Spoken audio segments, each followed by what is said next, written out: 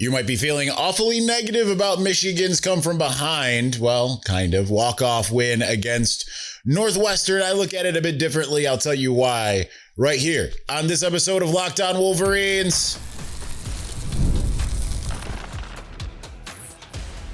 You are Locked On Wolverines, your daily podcast on the Michigan Wolverines, part of the Locked On Podcast Network, your team every day. Happy Monday. We are back and doing it. Locked On Wolverines podcast, part of the Locked On Podcast Network, where it's your team every day. I'm your man on the ground, Isaiah Hole, publisher of Wolverines Wire through USA Today Sports Media Group. Thank you to all of our everydayers who check out the show every single day. And thank you to all of you who make us your forced listen. Someone's forcing you to listen. Could it be me? Might be me. Anyway, let's get into the show. We're going to do as we usually do on Monday, the kind of what went right, what went wrong, and where does Michigan go from here. We'll start off with the what went right, which in a kind of overarching. I'm probably going to mix all three segments together to some degree, to be honest. Yeah, I mean, obviously there was a lot that went wrong. First and foremost, 5 turnovers. I saw a lot of the Twitter, the message board, the group text that I was getting that was blaming a lot on coaching. I'm not saying coaching is absolved in this game. What I am going to say, though, is I don't think that this game fell on coaching, the fact that it was close. Now, you can say, well, the turnovers are part of the coaching. Well, the turnovers are also part of carelessness, lack of execution, things of that nature that you saw. Now, I didn't see this really while I was at the game, but upon further review, I'm questioning the fact that Semaj Morgan, the coaching here falls in to the challenges. I feel like Semaj Morgan had the football, and yeah, he lost the football, but he came out with the football. So how did that get ruled a Northwestern ball? And how did it get ruled? How did no coaches challenge that? I don't know.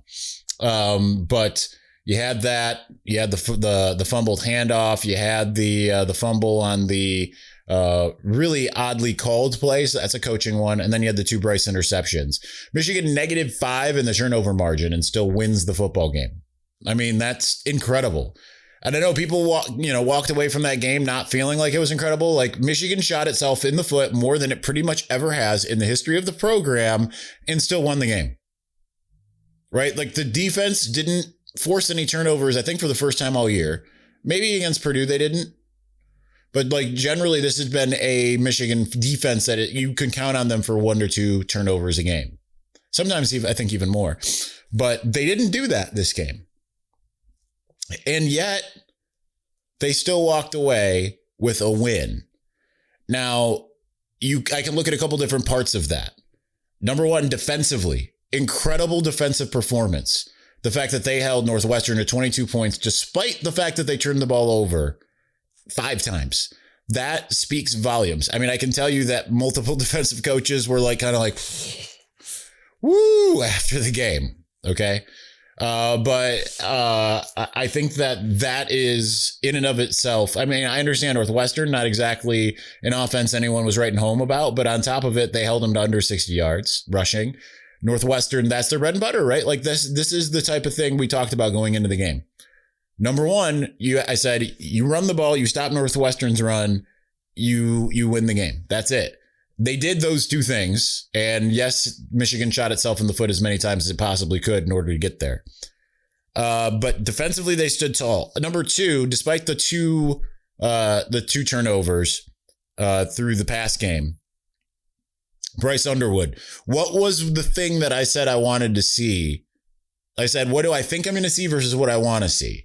What I thought I was going to see was running the ball with impunity. And even though they still ran for over 200 yards, it wasn't because they were force-feeding the ball to Jordan Marshall, who Sharon Moore said twice now he's okay. So there's that. But I think that the fact that Bryce Underwood threw for 280 yards, 190 almost, that went to Andrew Marsh. I mean, yeah, you want to see it a little more spread out than that, but at the same time, you got a guy who's just suddenly brimming with confidence in true freshman Andrew Marsh. Feels like, hey, I can do it against a good pass defense. I don't remember what they were ranked now, and it wouldn't count to look at it again. But Northwestern isn't exactly a team that was giving up a ton in terms of pass defense. So was a really good defense overall. I think they were like 22nd or something like that. But I'm going to look at a different metric here, and that is in the total defense here. This was the second most passing yards that they'd surrendered all year, behind only USC.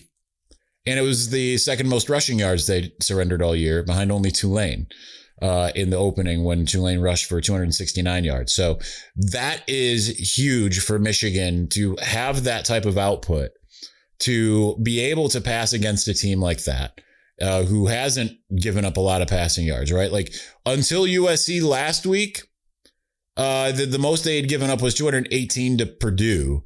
And then otherwise, you look at like Nebraska had 141. I believe that was the game that Dylan Raiola went out with an injury in it. 197 to Oregon, a team that you think of as being a really solid passing team. 180 to UCLA, who certainly was capable of passing the football. 137 to post Drew Aller, Penn State. I mean, the fact that Michigan came out and looked closer to USC than not in terms of that, huge. Absolutely huge that they were able to come out and throw the football like that against a team that generally wasn't allowing teams to do that very much. Yards per play, it was the third most that they'd given up. Oregon was more, as was USC, but not by like a massive wide margin. So I just think it's generally just really good what Michigan was able to do in terms of offensively, minus the fact that they turned the ball over 4 times on offense and once on special teams. I mean, those are some of the key components. So where am I getting at with this? Where I'm getting at is the problems that we've seen throughout the course of the year, the twofold. I mean, there's threefold problems. Number one, we've been talking about drops. There was 0 drops in this game from the wide receivers, 0. Big. Number two, more recently, Bryce Underwood, and he seeming like he had happy feet, not feeling comfortable with the pass protection, running backs not being in the right spot. That didn't happen this game for the most part. Now, there were still some issues in the pass protection, but Bryce didn't get happy feet as a result. Ultimately, they did a good job pass protecting. Ultimately, Bryce Underwood made huge throws, including the one that Sharon Moore highlighted today to Andrew Marsh, that one that was the make or break, right? That where he did the toe drag. Couple dimes, the one way downfield. He was he was certainly, I won't say fully covered. He had a step on his guy, but the guy was also in a good position to come up with it. And yet Andrew Marsh came up with it. So those are huge things that we saw happen in the pass game. The only other thing is the thing that didn't happen. And it was the lack of point scoring in this one. So let's get into that because that's the big thing that's going to be hanging over their heads these next 2 weeks. So because the offense moving the ball, but them not finishing, them not, again, the killer instinct, the lack of consistency as far as that's concerned, still a problem. Let's get into it here in just a moment. But before we do, the NBA is back, and there's no better place to get in on the action than FanDuel, the official sports betting partner of the NBA. Even if you missed the start of the game or want to ride the hot hand, FanDuel has live bets on everything from who will score next to fourth quarter comebacks. Plus, you can even continue your live bets, or combine rather, your live bets into a same game parlay for a shot at a bigger payout. Keeps every game exciting, especially when your team is making that late push. Right now, FanDuel is giving new customers $300 in bonus bets when your first $5 bet wins. So head to FanDuel.com to sign up and play your game with FanDuel, the official sports betting partner of the NBA.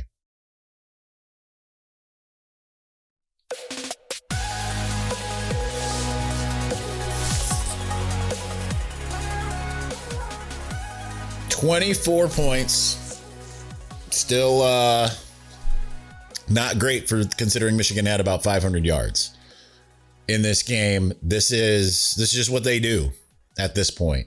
Right. We talk about like 1 game, 2 game, getting beyond that. It's a trend or it's who they are. Michigan continuing to really struggle when it comes to putting up points here. Only has surpassed 34 points once all season. and that was to Central Michigan. 31 points against Michigan State, 30 points against Nebraska, 34 points against New Mexico to open the season. Otherwise, 24 this week, 21 the week before, 24 against Washington, 24 against Wisconsin. Maybe, probably not going to cut it 2 weeks from now. Maybe, probably not. But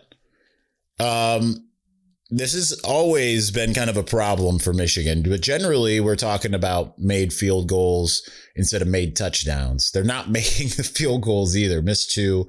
Game would have been a little bit different if they would have made some of those. Obviously, a couple turnovers on downs as well this game. I think to some degree, I mean, number one, you got to get better at making field goals than they've been.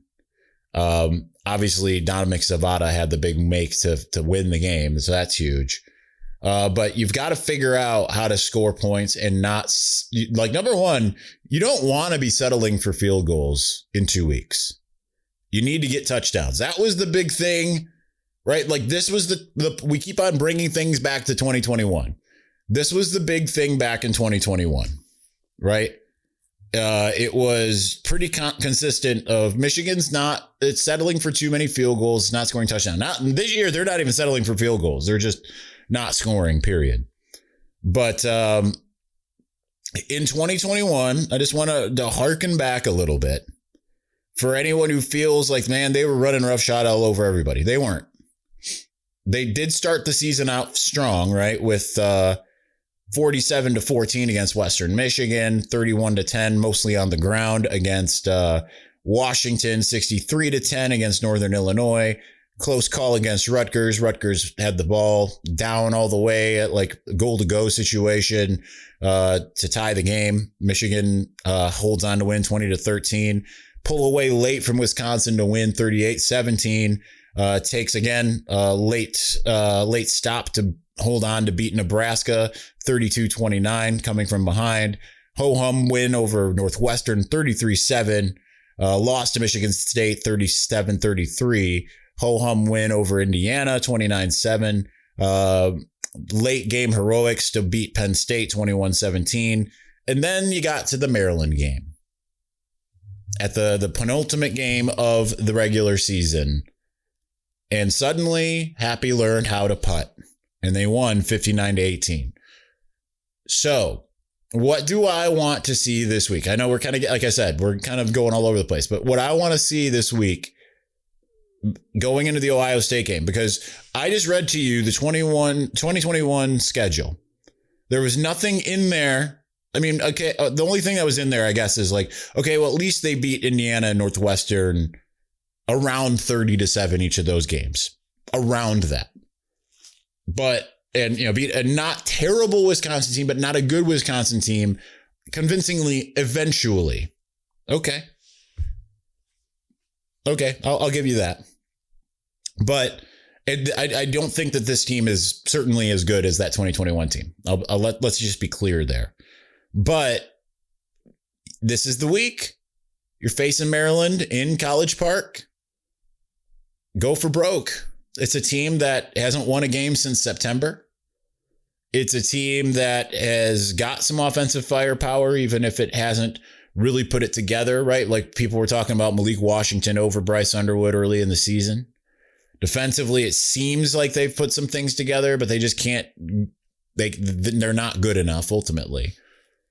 This is a game, if you are who you think you are inside the building, which is better than I think I would say any of you watching or listening think of them, better than I think of them, to be honest, then you can get out there and you can win in dominant fashion, like clean up those types of things. Because here's what I'm trying to get at from the last segment.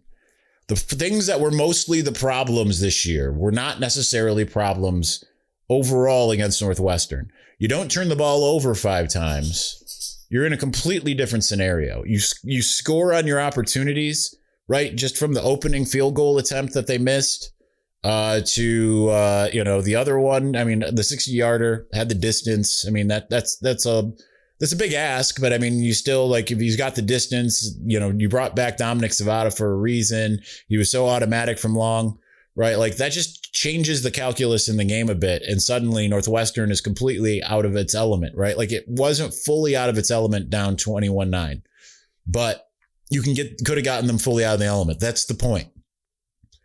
The offense at least showed that, hey, we can do it.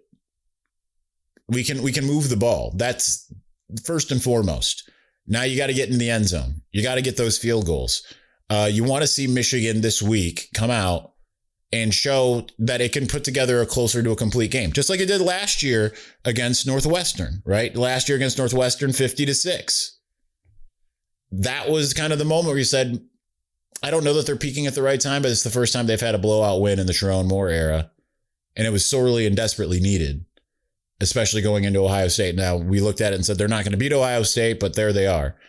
And then they did. And I understand that some of the things that people are going to bring up about Ohio State is, well, Michigan doesn't have the same defensive line as it did last year. Listen, that doesn't matter. The defense is good enough when you pair it with an offense that is certainly better than last year. Maybe not better in terms of scoring. I'd have to look and see what that scoring offense is. It's not going to be pretty, I can tell you that much. Michigan is 67th in scoring so far this year. Last year, it was 113th. So they're doing a little bit better than they were last year. Not by like a massive margin. They were averaging 22 points per game last year.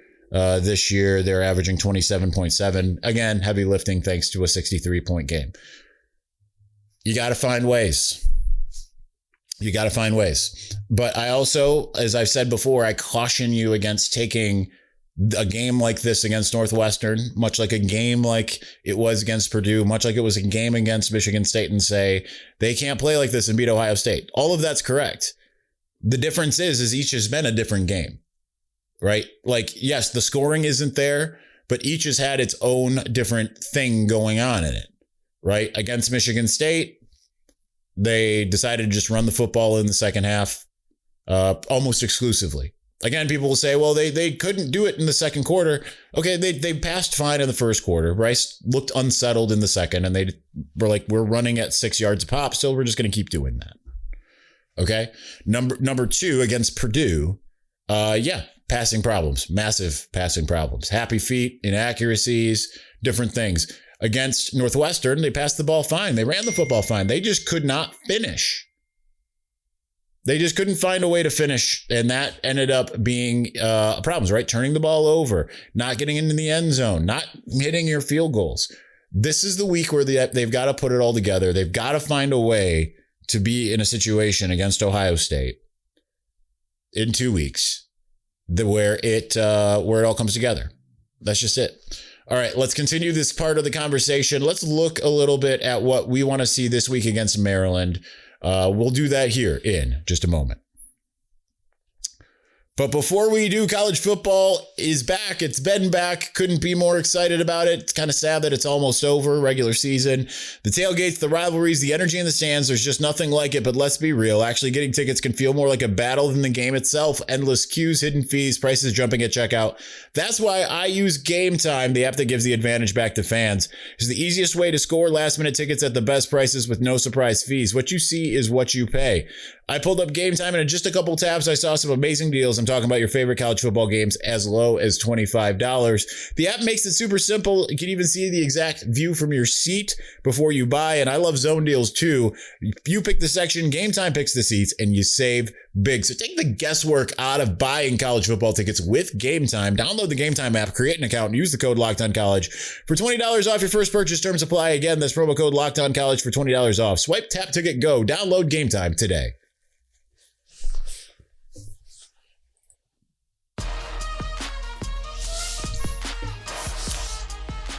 Shout out to Edwin Simmons, who briefly met from afar at the after the game. My apologies, completely discombobulated after games. Not as much as when, being on grass compared to having the field turf allergy, but just generally discombobulated. That's kind of me in general. If you ever meet me in public, understand that I'm generally going to be discombobulated. But my pleasure to finally meet you, my brother in Christ. But yeah, the way I'm looking at this game is we saw so many positives along with the few negatives. The few negatives were there. Turnovers have not been an issue for Michigan all year long. I understand people look at, want to say that I look at the sunny side of life when it comes to Michigan. And that might be true to some degree, but I like to think of things in kind of the same way that I know that the coaches are.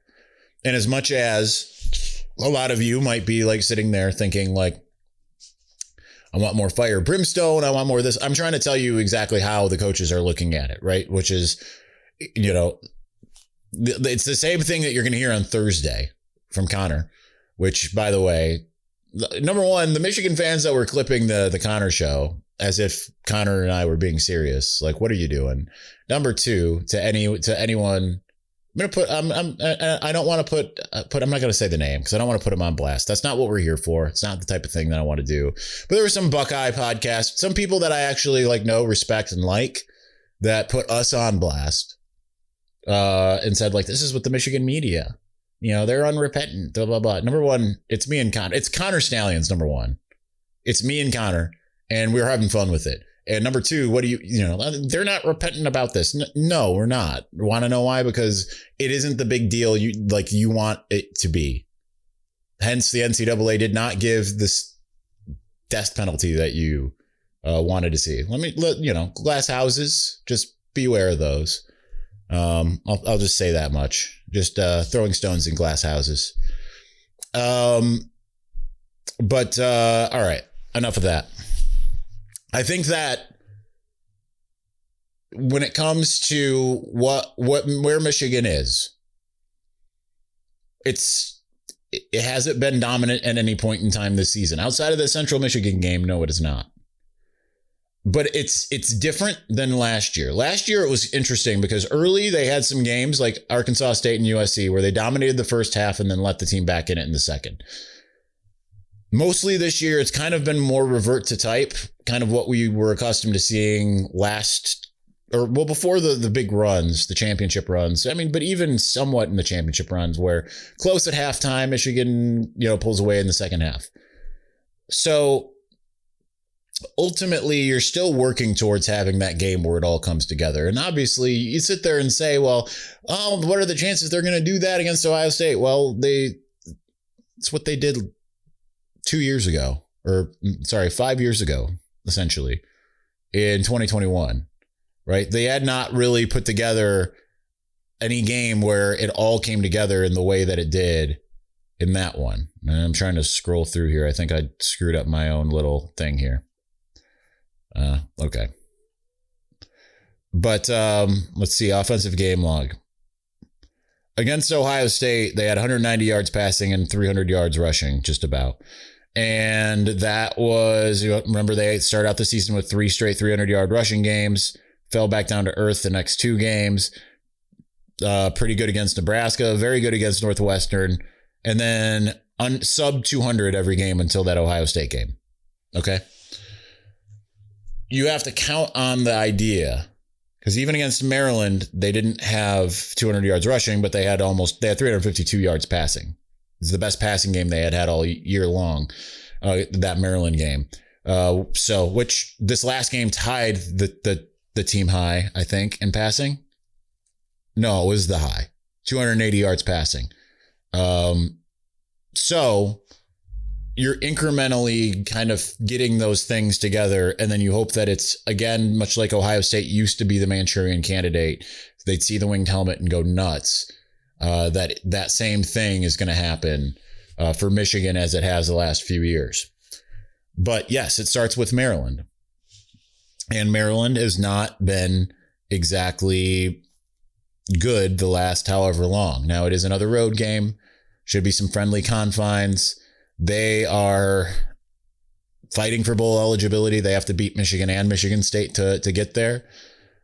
Feels like that's probably not going to happen, given that Maryland is lost. I mean, they're just losing to everybody now. I mean, they lost by 15 to Rutgers. They lost to UCLA. I know UCLA is doing some things. They played close to Nebraska, but lost. They played close to Washington, but lost. They just kind of fell off the map after beating Florida Atlantic, Northern Illinois, Towson, and then going to Wisconsin and winning there. They have not been able to replicate anything. That said, they're still dangerous. They still have a lot that they can do. From passing the football, I mean, Malik Washington has got 2,300 yards passing so far, 13 touchdowns, 7 interceptions. They absolutely can pass the football. Rushing, it's not quite as good. They've had one good rushing game against Rutgers. Otherwise, not great. They've got 4 games over 127 yards. Over 100 yards. Only 2. 127 against UCLA, 305 against Rutgers. Otherwise, 55 against Illinois, 37 against Indiana, 55 against Washington. I mean, some of these games have still been close, but generally, like, control the line of scrimmage, you're in good shape. So if you're Michigan, you're at least going to get tested with an aerial attack, unlike what you have outside of USC, probably. And I think that that's a somewhat good thing. Right? They've managed over 200 yards in all but one game, and that was the game against Rutgers.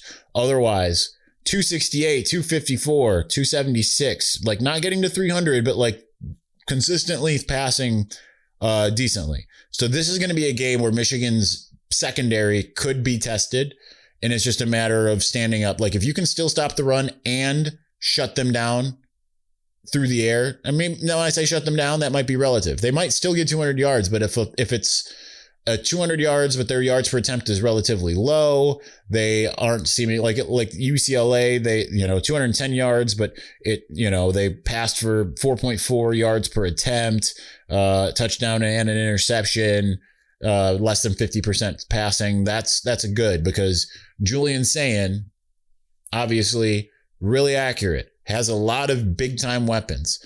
Now, the next thing here is the reason why I want to see them being able to have some success against the passing game and disrupt things outside of the obvious is because when it comes to the Michigan-Ohio State game, the team that runs the ball better is the team that wins almost every time. Now, if there was, I understand Ohio State's been running the ball better lately, but running the ball and stopping the run has not been their calling card. Has not. If I had to pick which team is going to be able to run the ball better, despite it sounds like Justice Haynes is a no-go for Ohio State. Jerome said basically probably not the regular season, but maybe in the postseason. Okay. Jordan Marshall sounds like he's okay. Even with those injuries, I still feel more confident in Michigan's ability to run the football against Ohio State than vice versa. Okay. So there's that. When it comes to what Maryland has given up, which is, a big part of everything here, they've been intermittent. They've had, they were good against the non-conference plus Wisconsin, and then it's been kind of downhill from there.